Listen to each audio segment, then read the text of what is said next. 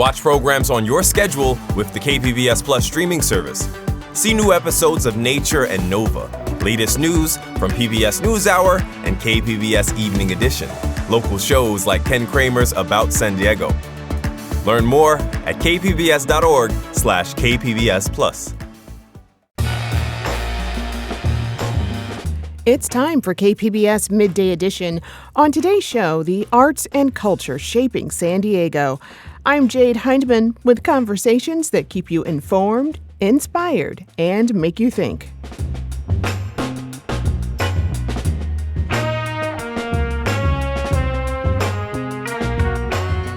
We'll tell you where you can see Alicia Keys and Swizz Beatz' personal art collection, then hear about some of the artists behind the work, plus a preview of the WOW Festival. That's ahead on Midday Edition.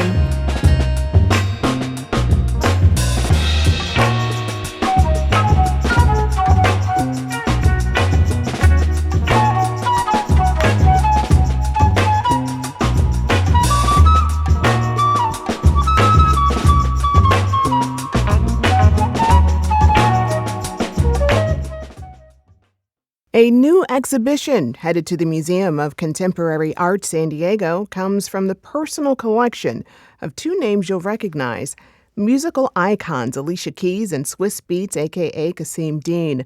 The Giants exhibit features work from nearly 40 Black American and diasporic artists making waves in the art space. It first opened at the Brooklyn Museum in 2024. Here's Keys and Dean talking about Giants back then on NBC News. This is a portion of our collection that we've been collecting for the past 20 years. We're celebrating those giants. And then also we want people to be giant collectors of our own culture. But here in San Diego, the Deans also collaborated with the museum to organize a complimentary exhibition to run alongside Giants. It is called Hometown Heroes, and it's all about spotlighting local artists. There's plenty to talk about here, and joining me now to help with that is Amy Crum, Associate Curator with the Museum of Contemporary Arts San Diego. Amy, welcome to Midday Edition. Thank you for having me. Glad to have you on. This is such a cool exhibition you guys have going on here. So this Giants was first organized by the Brooklyn Museum in 2024. How did it find its way to San Diego?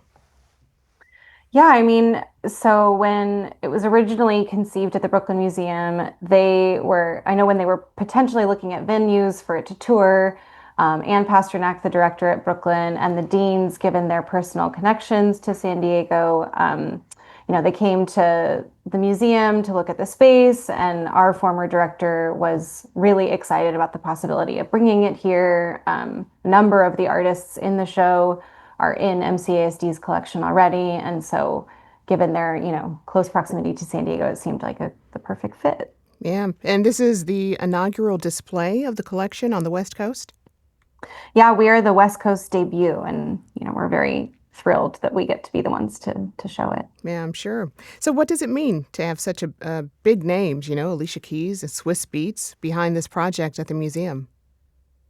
Yeah, I mean, this is one of the biggest shows I think the museum has ever done, both in terms of, actual physical scale, given the size of the works, but also just in terms of, impact and just general name recognition. But beyond, the giant sort of names associated with Alicia Keys and Swizz Beatz, the number of artists in the show, the towering figures of the art world that are featured in the show, and the opportunity to bring this many together under one roof is really an opportunity for us and for San Diego. A guiding philosophy behind the exhibition is by the artist, for the artist, with the people. Tell me, how does that show up as a through line in this work?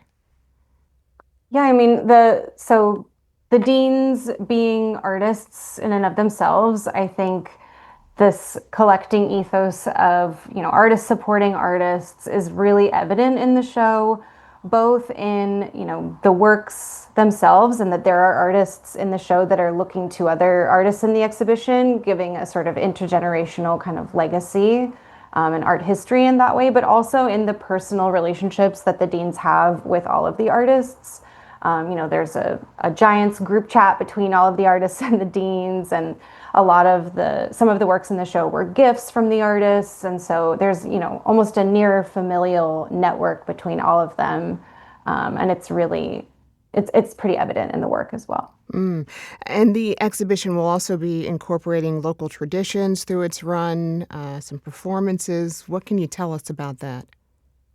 Yeah, so some of the artists in the Hometown Heroes portion of the exhibition, a lot of them are based in Barrio Logan and Logan Heights, and some of the images in the show are commemorating, local festivals like Chicano Park Day, which is coming up, and so we're having Danza Mexicayot, a traditional Azteca dancer group that's one of the oldest in San Diego, come and offer a blessing and a performance to sort of open up the preview party and the opening of the exhibition tomorrow, which we're really excited about. Yeah.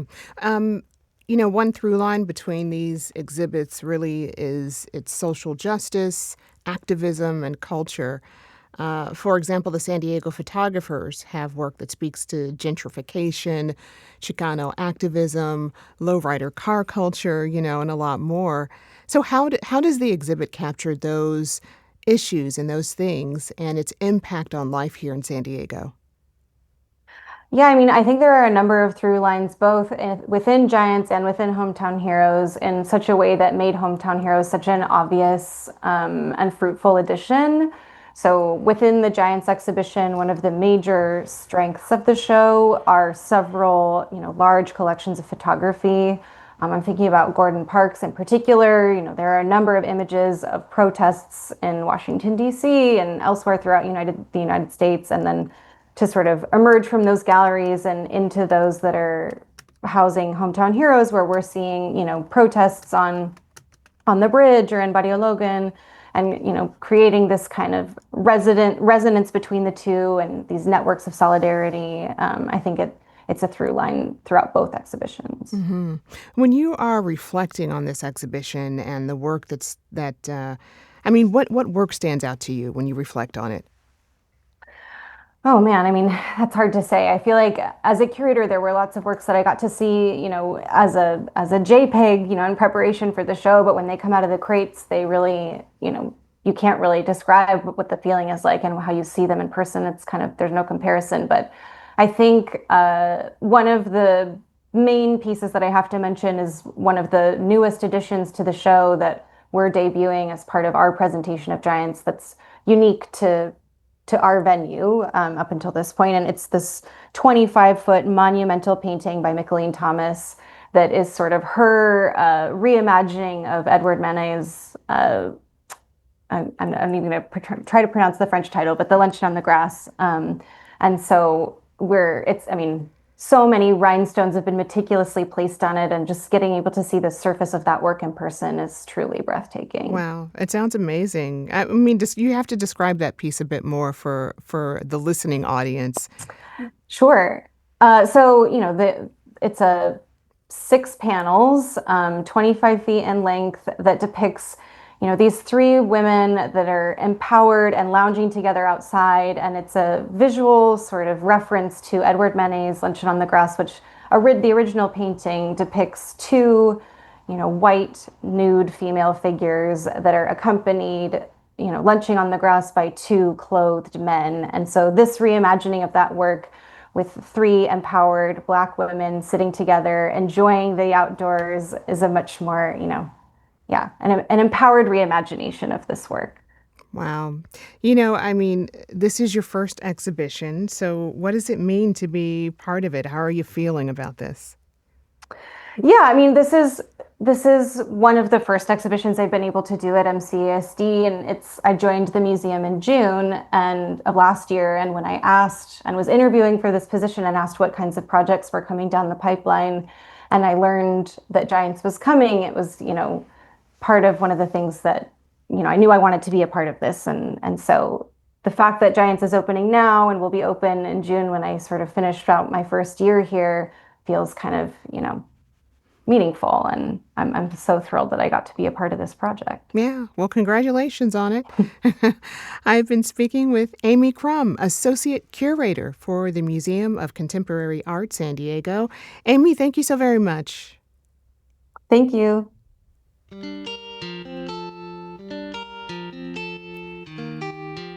Still ahead, hear more about the artist behind the collection and your weekend preview. Midday Edition is back after the break.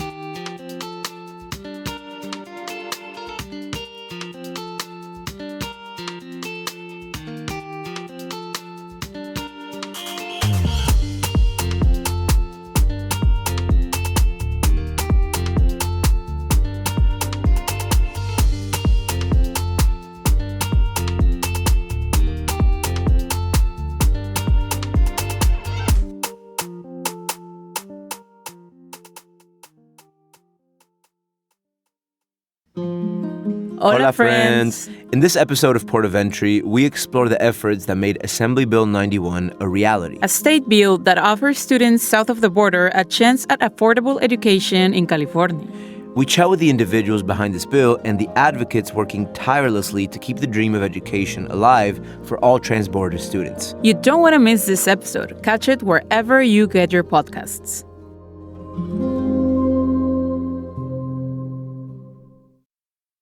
Welcome back to KPBS. I'm Jade Hindman. For our weekend arts preview, we take a closer look at the Giants and Hometown Heroes exhibits at the Museum of Contemporary Art, San Diego, plus a little poetry and a preview of Record Store Day. Joining me with all the details is KPBS arts reporter and host of the Finest podcast, Julia Dixon Evans. Julia, welcome. Hey, Jade. Thanks for having me. Glad to have you here. So let's start with Giants and the adjacent exhibit, Hometown Heroes. You broke the story in February about Swizz Beatz and Alicia Keys buying out an entire exhibit in Barrio Logan, and you talked to two of those artists, actually. So what can you tell us about the partnership? I mean, that exhibit in and of itself was a great story. It was called Neighborhood Visuals. It was a collection of photography, mostly from the Barrio Logan neighborhood. And like the lore behind this whole acquisition is that Swizz Beatz kind of wandered into the cafe, loved the art so much that he bought it all. But it was actually more of this like artist supporting artist story.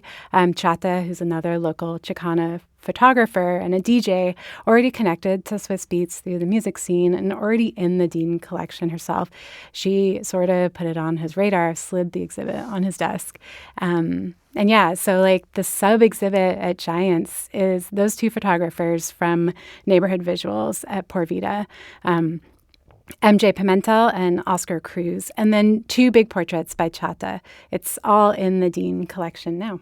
Wow. Well, and so this is all film photography? Is that right? Yeah. Oh. So MJ and Oscar started working together and actually developed the majority of the film right there in Barrio Logan in this makeshift dark room that they built in the studios downstairs from the cafe, right on Logan Avenue. It's so immediate and so local, right?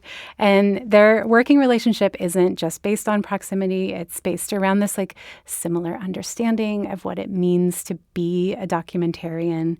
And yeah, so I asked MJ about why she's drawn to this kind of work, not just documentary and photography, but also film. And it's, it's one of those enduring analog art forms for a reason.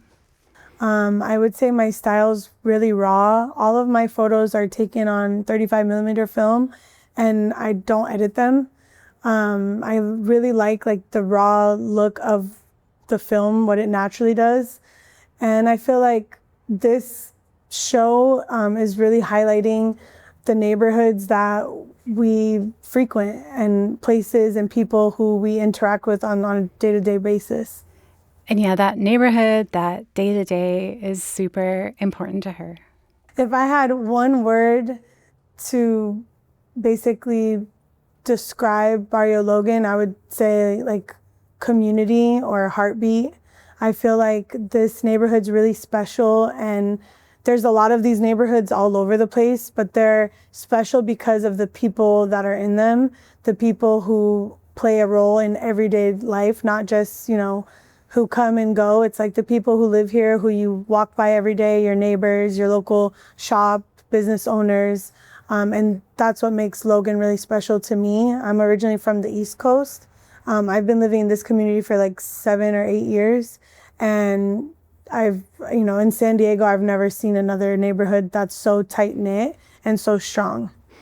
And, talk about those people, that neighborhood. I asked her what it means to have their work in the Dean collection and now on the walls of a museum. And this was back when I spoke to the artist a couple months ago, and it wasn't officially confirmed that their stuff would be part of this project at the Museum of Contemporary Art San Diego, but it was certainly like an exciting possibility at the time. What it means to me is just like the visibility and representation that is so important. And I feel like a lot of these people, like in these photos, they're my friends, they're my neighbors, they're people who are special to me. So I feel honored to be able to bring them to a platform like the Dean Collection and have it on a scale to that size and kind of highlight them for other people to see, like the beauty in these moments that, might have gone unseen had we not been walking around the neighborhood that day. This community is what even got me to start saying I'm an artist, or to believe that my photographs are art. I think it is really important, and it really starts in your own backyard or your own community, whatever that looks like, because those bigger places, those bigger museums or bigger platforms, they look to places like this for inspiration. Wow. That sounds incredible. So having seen the full show, how does Hometown Heroes then fit into Giants? We just heard about this with Amy Crum, the curator. Mm-hmm. When you're talking about documentary neighborhood photography, you have to talk about Gordon Parks, right? And, the exhibit's divided into sections, and one of them is called On the Shoulders of Giants. And it's a nod to those iconic, legendary Black artists who've paved the way for artists making work right now. And there is an entire wall of Gordon Parks photographs. One of the curators yesterday told me that the Deans have the largest collection of Gordon Parks works, which is really cool. And he's an American photographer, filmmaker who's working roughly from the 1940s through the 70s. They're incredible snapshots into American life and history, particularly across class and race divides. And, to walk over a couple rooms in the museum and see Hometown Heroes, it's just a great context. It's this really nice lens to think about our own spaces and our own artists who are documenting this slice of American history. And more specifically, MJ, Oscar, and Chata's photography is paired with other art, 3 pieces from the museum's collection, including one of my absolute favorite pieces of art. It's this giant blue cyanotype by local artist Andrea Chung. It's called Filthy Water Cannot Be Washed. It's about colonialism and the invasive lionfish. So it's really kind of profound to see all these together.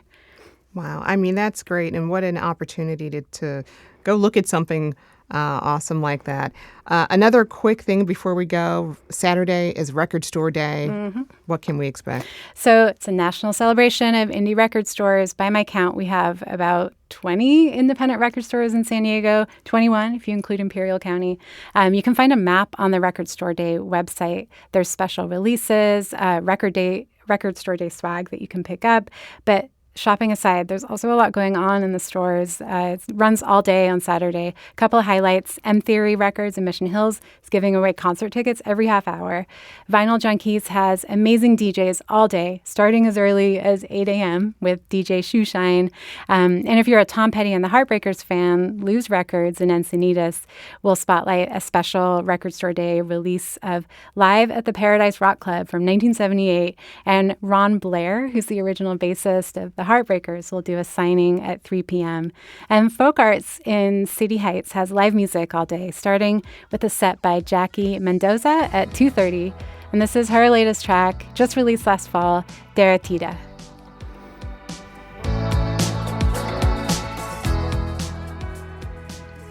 All right, you can find details on these and more arts events on our website, kpbs.org. I've been speaking with KPBS arts reporter and host of the Finest podcast, Julia Dixon Evans. Julia, thank you so much. Thank you, Jade. All right, carrying us out with some great music. KPBS Midday Edition is back after the break.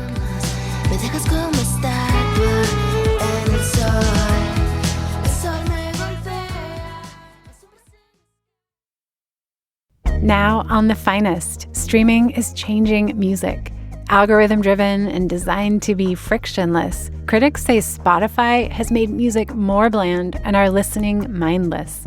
And with payouts under 1 cent per stream, most artists are scraping to get by. We talked to one local musician trying to do something about it. We need laws, baby. We need big guns. We need something that we can point to and be like, this is illegal. Listen wherever you get your podcasts. Welcome back to KPBS Midday Edition. I'm Jade Hindman. La Jolla Playhouse's annual WOW, or Without Walls Festival, returns to the UC San Diego campus for the 3rd year. It's a 4-day celebration of immersive, interactive, innovative, and site-specific art experiences. KPBS arts reporter Beth Accomando speaks with artists from San Diego, across the nation, and around the globe to give you a taste of the WOW experience. WOW is a unicorn. Oh, I think WOW is a very beautiful festival. I call it the Sundance of immersive theater. WOW has been an amazing playground for me as an artist. WOW is an important integral part in my journey as an artist and creator. We get to create our own rules of what theater can be. In the Without Walls Festival in particular, we see a really beautiful and somewhat unusual investment by a traditional arts venue in a more emerging field of immersive theater, experimental theater. It's called Without Walls Festival. Without walls, exactly. We got no walls, no ceilings. As street artists, I think we are here to break some rules. WOW has been a place where I find my inspiration, where I get to actually truly experiment in what theater can be. WOW is something else, and it's something extraordinary, and we are so excited to be a part of it. And so WOW is appealing to us because it does direct itself towards experimental and immersive and interactive art forms, and that's our specialty. WOW has built a platform for some of the most unique and interesting artists in the world. And so there really aren't a lot of opportunities like this. It's been a goal of ours ever since we've done immersive to one day make it down to WOW, and we just happen to be in it this year. Yeah, so thank you to the Without Walls Festival for taking a chance on us and our sketchy van. Those are just a few of the artists performing at La Jolla Playhouse's Without Walls, or WOW Festival, coming next weekend. The folks with the sketchy van are Sarah Beal and KJ Knees of LA-based Bee's Knees. Their show is Night Watch. I love games like Firewatch and Gone Home, Her Story. And so the idea came from, well, what if you had a walkie-talkie? And then what if you could use that walkie-talkie to then talk to an actor who is actually a pre-recorded thing on a TV screen? And so basically you would talk to the walkie-talkie and tell them to do something. Then the pre-recorded video would then do that. And then you would see essentially how a game would play out in front of you using TV screens. And that was kind of the inception of the idea, that mechanic, walkie-talkie and TV screens. And then from there, I then pitched that to Sarah. Sarah's my wife and writing partner and producing partner and all things partners. I guess from Sarah, you can take it from there. KJ came to me with the idea. He was like, what if we did a whole show in a van? And I was like, yeah, that sounds great. Because venue costs are very high. We wanted to create a show that was very mobile, that we could just kind of pop up and take places. And so that kind of started out as our constraint of just like, what if we did a show in a van? And then the second part was, what's actually the story that we're going to tell in this van? You know, it'd be really cool. What if we made this a horror experience? And so then it became the prompt of, what if we made an immersive monster movie in a van? So that was kind of the breeding ground of what became Night Watch. Like, how do you build a narrative that builds on itself in a 5x5 space? And it feels like it moves. And then also there is an actor guiding you, but they're only guiding you through their voice. Like, they can't exactly pull you into the next room. Yeah, I think that the challenge was how do we get guests to unlock certain story beats in the sequence that we want them to unlock them? Adding to the experience is the unique sound design by Steven Spies. He was like, hey guys, what if we to make this sound real and big and cinematic. Yeah, what if we hired a whole symphony? And we're like, that sounds fun. And then he's like, yeah. And then I'm going to take all the sounds from these strings and then just warp them and morph them and make them into. And so everything that you're going to be hearing, it's going to sound big and cinematic, but that's not AI. That's not software. That is all real sound. So we're really excited about that. This show is so up my horror alley that I had to highlight it, even though it's already sold out. Sorry.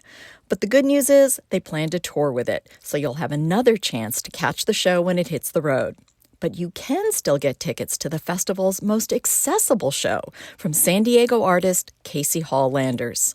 So My Body's Wake is an accessibility-driven show. So access is integrated into the artistic practice and design elements, as well as front of house and production. My Body's Wake is a tender exploration of disability through multimedia, live violin, dance, and body painting. It is a love letter to our disabled community and invites you in to witness our resilience, our dark humor, and our joy. We fuse dance and violin in a live sense with elements of theater and dialogue, experimenting with generative technologies and live body painting, working with interviews. So it really doesn't fit into one category. It's not a dance concert. It's not a music concert. It's not really a play. It's something else. Another local artist is Jessica Prudencio. She's also a WOW veteran as well as a professor. Her show is With Honors. With Honors is a ceremonial dance party experience where everybody gets to graduate. It is a cross between a nightclub dance party and a graduation, except when you walk in, everybody's treated like a graduate, and we give out made-up degrees throughout the night. Noah Berenkin of Drum Addicts is also from San Diego. We're bringing Rhythm Delivered to the WOW Festival, and it is all about creative exploration of rhythm and how it can be found and made through our bodies, found items, and different other instruments. We're going to be pulling out things from the set, from boxes, and finding ways in which we can creatively make rhythm and music with those items. And then we combine that with tap dance, body percussion, and drumming.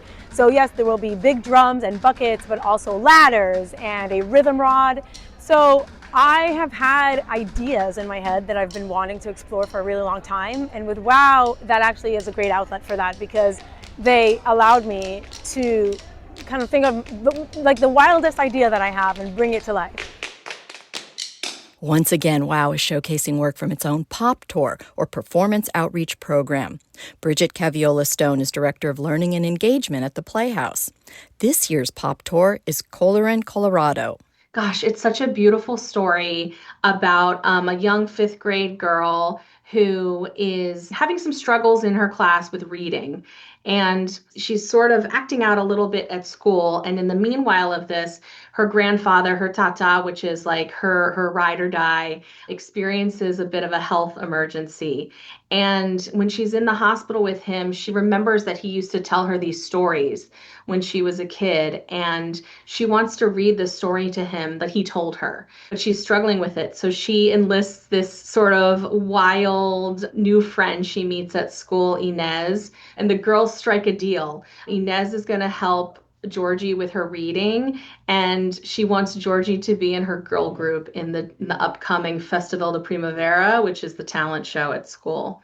And so the two girls form a unique friendship with each other. And we also get this beautiful story within a story of Goyo and Gato, who are twin bat-cat alebrijes, who to make a voyage from the south to Del Norte. And we discover a little bit later on in the story that this is probably the story of Georgie's grandfather and his twin brother coming to the United States. It's a beautiful bilingual Spanish-English play. One of the international artists at WOW is Josette Lepine, half of the Kif Kif sisters. Our show is pretty simple. The show Jam Side Up is about two twin sisters, which it's our real relationship. The game is to make a show out of nothing, out of household objects. And with this twin complicity and connivance, we can do more. and we have the courage to make a show. It's about having fun and inventing stuff with everyday objects. Like we have a tennis racket and we cut potato into French fries. Potato, more potato, more potato, more potato. We were very inspired by the public space, and we were like, oh my God, we want to do that. Maybe coming from a strict, disciplined environment, seeing all these people in the public space and say we can put a bit of art and chaos there and create a bond between stranger and experiment between stranger. But it started from a challenge and a passion for the public space. Yeah. Heading outdoors for the first time is Freak Nature Puppets, but Aubrelle Volville isn't worried. Big puppets love being outside. Matthew Sater is another of the puppeteers. Well, we are part of Freak Nature Puppets, a DIY puppetry collective from Los Angeles, and our show at WowFest is called Out of Body Expo. We are two of a 6-person puppet collective. We make large DIY puppets out of found, reused, and unloved materials. Unloved, yes. Like that. We're bringing to life a giant body by making puppets of the different body parts and bringing them to life. Yeah, it's a series of sort of surrealist sketches. Since our approach is very scrappy, we hope to sort of have a positive connotation to, oh, I could do that, I would say. Yeah, we like it when people come to our shows and think that now they can make puppets. Yes. And they can look at different scrap materials around them and put them together into art, because that's how we started. The company Enemies of Time is ambitiously bringing 2 shows. The tagline for one of the shows is Gentle Parent of Poltergeist. It's an immersive, interactive show where a ghost tour goes a little off the rails. That one is Molly Went Missing. Unfortunately, if you're hearing about this now for the first time, it is too late to get tickets for. We are sold out, which is the good news and the bad news. Lyra Leven, who's one of the enemies in the company, says you can still attend their other show. But our other show is a self-paced walking adventure called Message in a Bauble, and that one cannot possibly sell out because it happens on your timeline. And so you start the adventure by finding a bauble machine that an emerging sentience has been caught in, and they need your help. It's fascinating to see how much more invested in a story people can become when they make choices that matter. Michael Feldman is another enemy. He says the show is a walking simulator where the walking isn't simulated. You get to text back and forth with these characters, and you end up in the middle of a debate between them. When you text back and forth, there's no like menu. There's no like press 1 for agreeing, press 2 for it's you just text back as you would text with anyone using your native texting app. Then the system that we've built sees that, hears that, understands it, and responds in a way that advances the narrative and plot regardless of how you engage. And so you get to make choices, and those choices matter and affect the story and affect the way that things move forward, but it does move forward. Karen Castelletti is the third enemy in the company. She says the show is interactive, but the audience can just be themselves. You are yourself who went on a ghost tour. You are yourself who interacted with a bauble machine. But you're going to be taken through what becomes a remarkable experience. But you really get to practice how you would want to show up in these unlikely situations through the course of this experience. And that's really where we find the meaning in it. Is we like to say that you get to practice who you would want to be in the real world in difficult situations. Sandra Portel Andreu will be staging her show by the Stewart Collection's Bear, and will be discussing how we define home. Terra firma essentially translates to land signatures. It's a site-specific performance and also a community activation that centers on memory, land, and our relationship to home. This work began as a conversation between myself and the performer Stephanie Bastos. You know, we're both first generation children of immigrants. Stephanie is Brazilian. I have Colombian and Cuban heritage. And we both were really sort of like in alignment about the idea that, you know, we have these strong ties to our ancestral homes. and this sort of like sense of belonging and feeling like we belong when we go there. The question sort of that came to mind was, what does it mean to find solid ground, when your identity is shaped by migration, by memory, and these inherited stories? I felt that it would be a great conversation and research and education for myself to get a deeper understanding of Miami's history, not just what we see, sort of the stereotypes that are associated to Miami, but a deeper understanding. And that's when I reached out to Betty Osceola from the Miccosukee tribe of Indians of Florida to sort of teach me, right? And share like her perspectives and the wisdom, right, of our indigenous neighbors, and finding that bridge, right, of understanding. And so some of the things that I was asking her was, what are the traditions, right? Are the traditions, the practices of the Miccosukee people? How do they connect with the land? How do they find their grounding in this place? And what are those traditions and teachings that they pass along as well? I think that message of home, what is home, where does home lie, is very resonant to all of us. And to close out this preview, let's go to the Tea Party at the End of the World, created by Jessica Crean. Yeah, my show is called Tea Party at the End of the World, and it is an interactive tea party where a small audience comes together and we drink loose leaf teas, we talk about tea, we also talk about death and the end of the world and what the scale of the end of the world means to us, from polar to personal. The number one inspiration for this piece is probably an artist residency that I did up in the Arctic Circle in 2022. And we were up there for 3 weeks to see what it looked like at this particular end of the world. And it was a really complex and very beautiful experience, sometimes tragic, but often euphoric. And so I think that the complexity of that experience was something that I haven't ever felt before. And when I started working on the piece, it just ended up weaving together with personal grief. And I lost my father a few years ago, and the scales of what it feels like to lose something important to us began to feel like they were being fleshed out in the piece. And then I worked with a sound designer who was also an artist in residence in the same time that I was up there in the Arctic. And so we started to pull all of these sounds that we had recorded and heard up there and weave those into the storytelling. And then definitely, I think one of the core narrative threads of the piece is that we all experience the end of the world and the ends of various worlds at different times and at different scales. And so we are simultaneously very well practiced in what it is like when a world ends, and also deeply under-practiced and under-resourced in what to do when a world ends and how to do that in community and how to infuse play into a thing that often feels so deeply serious all the time, or so deeply serious from the outside and so complex from the inside.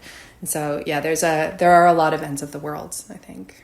I hope that whets your appetite to venture outside the traditional bounds of theater for your chance to be wowed.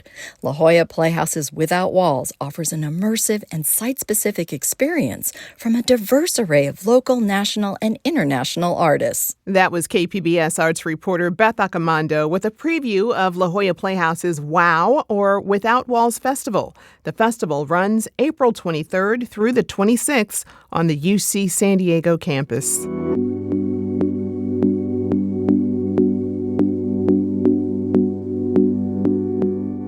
The 9th annual San Diego Book Crawl is next week. It features 15 local independent bookstores from North to South County. And one of the book crawl's author ambassadors is Min Lay. He's the mind behind many picture books, including Drawn Together, Real to Me, and Lift. A couple of years ago, I had the chance to sit down with Lay to talk about his middle-grade graphic novel, Enlighten Me. We were also joined by Chan Chow, the book's illustrator. And I began by asking how Lay's own background inspired the central character, Ben. Yeah, so I'm Vietnamese American, and a little while ago, someone approached me about possibly writing a memoir, graphic novel, and I didn't quite feel ready for that. So I wrote this thinly veiled graphic novel with a character named Ben instead of Min. Hopefully people won't be able to figure that out. But yeah, so this is very much based on my own experience. My grandparents, when they came here from Vietnam, they actually started a Buddhist temple in Connecticut. And I remember going there and I was very intrigued by the chanting and a lot of the ritual, but it didn't really resonate with me because I couldn't quite wrap my mind around what was going on. But there was a library upstairs at the temple, and I'd go up there and I'd read stories about the Buddha's life. And I'd read these Jataka tales, which are the stories of the Buddha's past lives. And it was by reading those stories that I kind of found my own entry point into some of the concepts of Buddhism. And for me as a kid, I was such a shy kid that stories were always kind of my refuge. So the fact that I was able to find my way into the religion, but also into kind of connecting with my family, connecting with the community, that was very much my own experience. So I wanted to write a book that was both rooted in kind of the particulars of my experience, but hopefully something that also resonates with readers of all backgrounds. And like you mentioned, the book really incorporates the Jataka tales, which tells the stories of Buddha's past lives. So how did you approach writing these Buddhist stories for a young audience? That's where, for me, Chan's talent really came in because I grew up with these stories and there are hundreds of them to choose from. So I did a lot of research to find ones that I thought would fit in with this storyline. But like I said, I grew up with these stories, but I never saw them portrayed in a way that was so visually stunning and dynamic. So writing it in a way that Chan could take and then bring their artwork and just really breathe life into these stories. I think kids are going to see these stories in a way that they've never seen before. And that makes me really excited. So Ben struggles with his identity, specifically his Vietnamese American heritage. And this question is for both of you. In what other ways did you both draw on your heritage and identities for this book? I struggled with my Vietnamese identity growing up in that I was born here and I had what felt like a tenuous connection to my Vietnamese culture. My language skills weren't all that great. And I always kind of felt caught and like in between two worlds. And at home, I was too American. At school, I was too Asian. And so I always felt like I was kind of navigating that in between space. For me, the act of writing stories like this is a way of kind of claiming that in between space and saying that, you know, there is no pure American experience. There's not a pure Vietnamese experience. Everyone's experience, including mine, is valid. And I think writing a book like this is trying to kind of like claim ownership over that experience and hopefully sharing that with young readers so that they can know that their experiences are also valid. So a lot of the cultural elements are based on my experience growing up, a lot of the Buddhist pieces. And I don't claim to be an expert in Buddhism by any stretch, but I grew up with these stories, with these concepts, and it's just kind of part of the fabric of my own existence. And so I grew up with so many fictional stories where the baseline context was like Greek mythology or Bible stories. And I always felt like I was playing catch up on understanding the full meaning of these stories. So to write one now that has Buddhist concepts and Buddhist stories as kind of the foundation of it is a really rewarding thing to get to work on. And Chan, what about you? I feel like Min and I had a similar upbringing where I was born here in America and my parents were born in Vietnam and they came over. So I don't have a lot of connections to my own culture and I've always struggled with that. And my family wasn't really practicing Buddhism. They were always we do rituals that folks who practice Buddhism just typically do. And we kind of just always conducted these rituals at home. And sometimes we would go to the temple. And that's how I was introduced to Buddhism more so than through my parents, through just being around other people who were practicing Buddhism at a specific location like the temple. And I feel like a lot of the experiences of being around different types of people, not only Vietnamese Americans, but other folks of different nationalities and skin color coming together to learn Buddhism was where I drew a lot of my inspiration for scenes in the book that pertain to like multicultural people coming together for learning how to meditate. And, I mean, both of your experiences really speak to the importance of community, and it's also another theme that's in your book. So, Min, what do you think about the role that community can play in helping our kids feel more comfortable in their identity, especially with culture and religion? I think it's hugely important. And if a kid grows up in a nurturing and supportive community, that gives them such a strong foundation to move out into the world as their community grows, right? If the community isn't as supportive or questions their own identity, then that creates a sense of instability, which also you carry with you moving forward. Ben is at a very kind of critical juncture. And I remember being his age and having a strong instinct to retreat into myself and kind of like veer away from family, veer away from community. But I eventually found my way back. And I think for young people, especially, knowing that they can rely on the people around them, whether that's family or their friends or the broader community, is really important because there's such a strong sense and possibility of leaning into isolation, and that has a slippery slope. And I would just love young readers reading this or any books to come away with the idea and understanding and knowledge that they're not alone, right? That there are people out there that they can rely on, that they can draw strength from, and that's going to mean everything as they move forward. That was my conversation with illustrator Chan Chow and author Min Lei. Lei is one of the author ambassadors for next week's San Diego book crawl. He'll be headed to select bookstores during the crawl, and you can find those along with all the other details on our website, kpbs.org.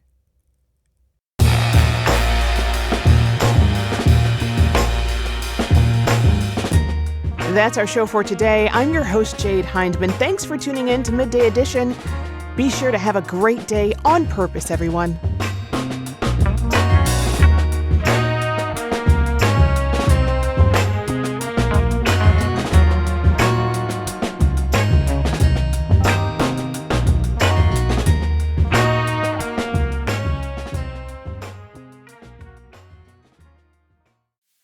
This year's GI Film Festival San Diego takes place May 6th through 8th and is sponsored by Creative Forces Community Engagement Grants, part of the National Endowment for the Arts Creative Forces Initiative in partnership with Mid-America Arts Alliance. Festival details at gifilmfestivalsd.org.